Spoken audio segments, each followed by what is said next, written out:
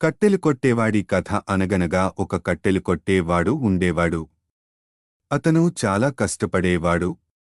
తెల్లారకుండానే అడవిలోకి వెళ్లి కట్టెలు కొట్టుకుని ఊరిలో ఆ కట్టెలు అమ్ముకుని జీవితం కొనసాగిస్తూ ఉండేవాడు.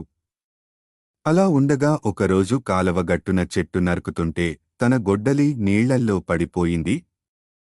నీళ్లల్లో చాలాసేపు గొడ్డలిని వెతుక్కున్నాడు.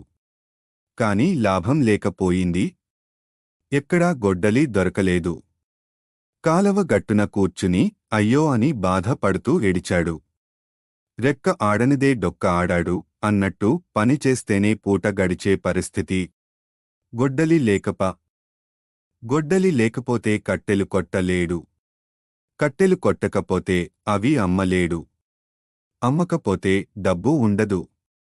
డబ్బు లేకపోతే కుటుంబమంతా పస్తులు ఉండాలి. ఇవన్నీ తలుచుకుని కళ్ళు మూసుకుని గట్టిగా వనదేవతని ప్రార్థించాడు. ఎలాగైనా గొడ్డలి దొరికేలా చూడు తల్లి అని మనసారా మొక్కుకున్నాడు. దేవత ప్రత్యక్షం అయ్యింది. విషయం తెలుసుకుని నదిలోకి దిగి ఒక బంగారు గొడ్డలి తీసింది. ఈ గొడ్డలి నీదా అని అతన్ని అడిగింది. అతను కాదమ్మా, ఇది నాది కాదు అని చెప్పాడు. దేవత మళ్లీ నీళ్లల్లో దిగి ఒక వెండి గొడ్డలి తీసింది. ఈ గొడ్డలా? ఒక వెండి గొడ్డలి తీసింది. ఈ గొడ్డలి నీదా? కాదమ్మా, ఇది కూడా నాది కాదు అని అతను బదులు చెప్పాడు. ఈసారి దేవత చాలాసేపు నీళ్లల్లో వెతికింది. వడ్డున కట్టెలు కొట్టేవాడు చాలా కంగారు పడుతున్నాడు.